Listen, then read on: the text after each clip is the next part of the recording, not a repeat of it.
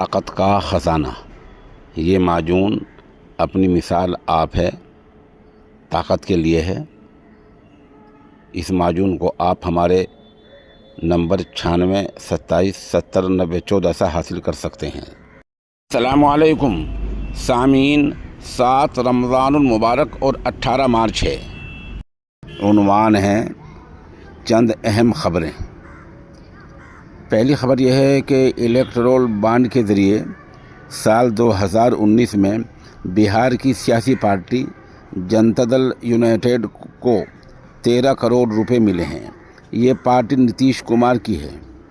इन 13 करोड़ में 10 करोड़ रुपए का ये पता नहीं चल रहा है कि कौन दे गया है।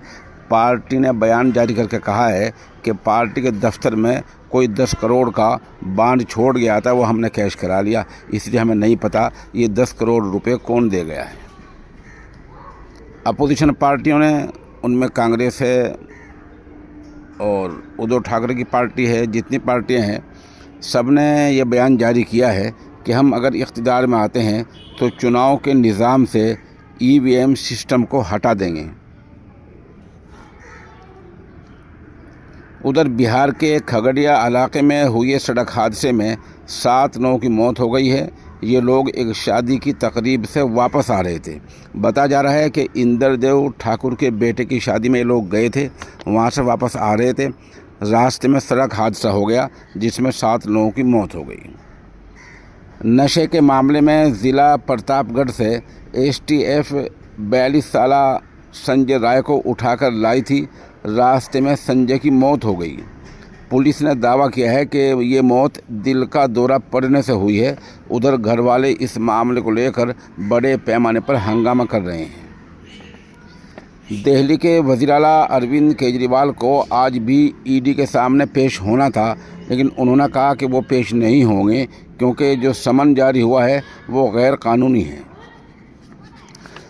उधर साबरमती आगरा एक्सप्रेस अजमेर के पास रात में लगभग 1 बजे पटरी से उतर गई है, जिस वजह से आज 18 मार्च को कई रेलगाड़ियां रद्द रहेंगी। इनमें अजमेर दिल्ली, सराय रोहिला, अजमेर आगरा फोर्ट, अजमेर रेवाड़ी, जयपुर मारवाड़, ये ट्रेनें आज 18 मार्च के दिन बंद रहेंगी।